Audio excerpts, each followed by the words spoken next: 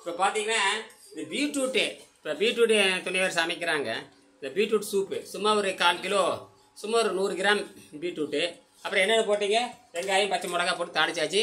மிக்சியில் போட்டு ஒரு அரைச்சாம்மா, மிக்சியில் போட்டு அரைச்சாச்சு பாருங்கள். வெங்காயம் பூண்டு அவ்வளோதான். ஒரு கண்ணாடி டம்ளர் ஊற்று அப்படியே பாரு. இப்போ நான் வந்து என்ன பண்ணேன்னா நாக்கு பாரு எப்படி சேர்த்து பாரு. கண்ணாடி டம்ளருங்க.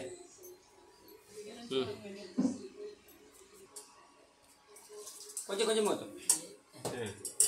இப்போ நான் பீட்ரூட் சூப்பு சாப்பிட்றேன். இது வந்து என்னென்னு கேட்டிங்கன்னா 72 மணி நேரம் ஓய்வு இருந்ததுக்கப்புறம் சாப்பிட்றது. பெரிய டம்ளர் மட்டும் 72 மணி நேரம் ஓய்வு இருந்து சாப்பிட்றது கூட.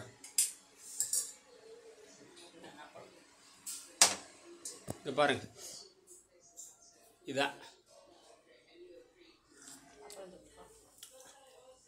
வேணும்னா நீங்கள் என்ன பண்ணலான்னா இது ஒரு அப்பளத்தை கொஞ்சம் கிடச்சிக்கலாம். இது 72 மணி நேரம் நீர் பயிற்சி பண்ணதுக்கப்புறம் செய்கிறது. இப்போ 72 மணி நேரம் நீர் பயிற்சி பண்ணதுக்கப்புறம் சாப்பிட்றது ரொம்ப அருமையாக இருக்குது. உப்பு காரம் கம்மியாக போட்டுக்கணும். குடல் நல்லா சுத்தமாகும். அந்த பீட்ரூட் அவ்வளோதான்.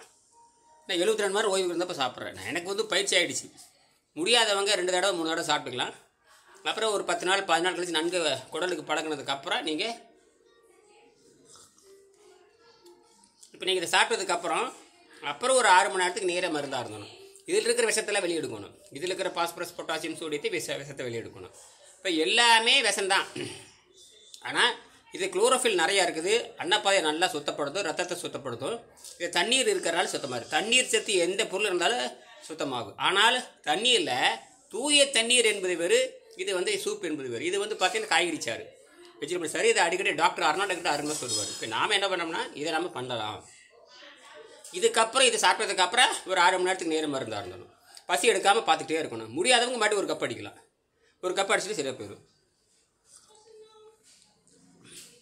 இப்போ உங்களுக்கெல்லாம் மருத்துவர் ஆயிடும். அப்போ உணவு பழக்கம் தூக்கி போட்டுட்டு சுத்தம் பண்ணுற பயிற்சிக்கு வரணும். சரியா? ரொம்ப எளிமையானது பாருங்கள். எளிமையானது. நீங்கள் வேலை ஒரு அப்பளம் போய் வச்சுக்கலாம். ஒரு அப்பளம் வச்சுக்கலாம். அதுக்கப்புறம் நீங்கள் உடம்பு சுத்தமாக எதுவுமே நமக்கு தேவையில்லை. எதுவுமே நமக்கு தேவையில்லைன்னு புரிந்து கொள்ளலாம். சரியா? நோயற்ற வாழ்வே குறைவற்ற செல்வம். அதான் சரியா?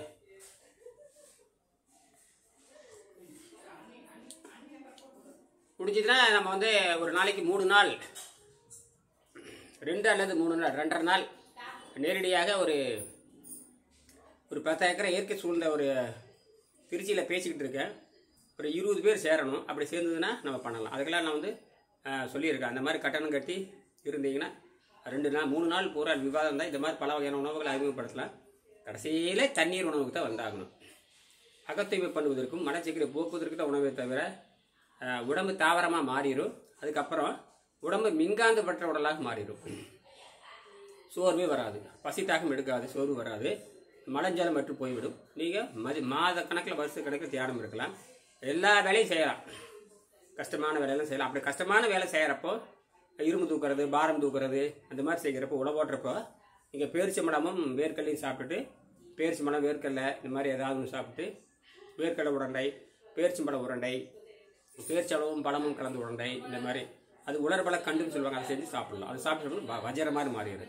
அப்புறம் தவமும் ஒழிஞ்சு போகாது, உடம்பு வஜ்ரமாகவும் மாறிடும். சரியா? நன்றி.